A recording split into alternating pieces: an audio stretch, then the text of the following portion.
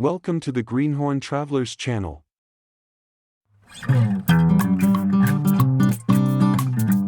The Tower of London, 9 centuries in stone. There are buildings that contain history, and then there is the Tower of London, a place that does not merely contain history but seems to be made of it, saturated with it, unable to shed it even on a bright afternoon when the tourists outnumber the ravens and the Thames glitters beyond the walls. It is one of those rare sites where the weight of what happened here is physically present, carried in the stone itself, felt in the silence that falls in certain corners when the crowd thins and you are briefly alone with 9 centuries of accumulated event. It began with William the Conqueror. In the years after 1066, the newly crowned king needed to make his authority felt in a city that had not entirely accepted him. The White Tower, the great stone keep at the heart of the complex, was his answer, massive, unambiguous, built to last and designed to intimidate. Standing inside it today, looking up at walls 4.5 meters thick, you understand immediately what it was meant to say. This is permanence. This is power. This is not going away. What grew up around that original keep over the following centuries turned the tower into one of the most formidable fortifications in medieval Europe. But its role shifted constantly: royal palace, treasury, mint, armory, and at one point a menagerie housing lions, bears, and an elephant, exotic gifts from foreign rulers kept within these walls as symbols of prestige. History here comes in layers, and each layer is stranger than the one beneath. But it is as a prison that the tower is most deeply embedded in the imagination. The list of those who passed through Traitor's Gate, the river entrance through which prisoners arrived by boat, condemned and stripped of everything, reads like a compressed history of English power.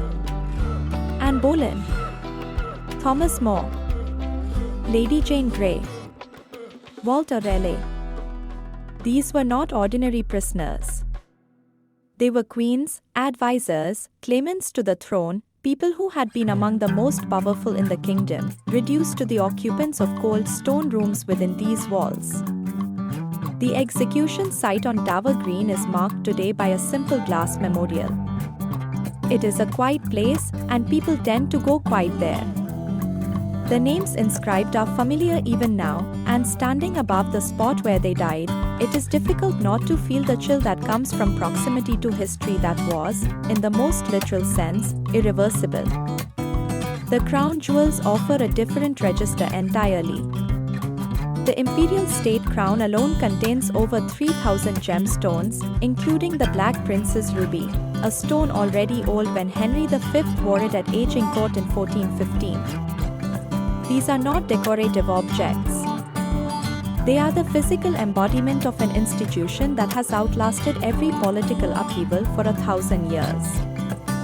The yeoman warders, the beefeaters, in their Tudor uniforms are both ceremonial guardians and storytellers, their knowledge of the site going deep into its most obscure corners. Their dues mix fact with anecdote in the manner of people who have told the same stories many times but have not yet tired of them, because the stories are genuinely extraordinary. And then there are the ravens. 6 must be kept at the tower at all times, according to a legend attributed to Charles II, for if the ravens ever leave, the crown and the tower will fall. Their wings are clipped. A dedicated raven master tends to them. They move through the grounds with the unhurried authority of creatures who know that the institution depends, in some small symbolic way, on their continued presence. The Tower of London does not ask you to admire it. It simply stands, as it has stood for nearly 1,000 years, and lets the record speak. Every stone has a story, and there are a great many stones.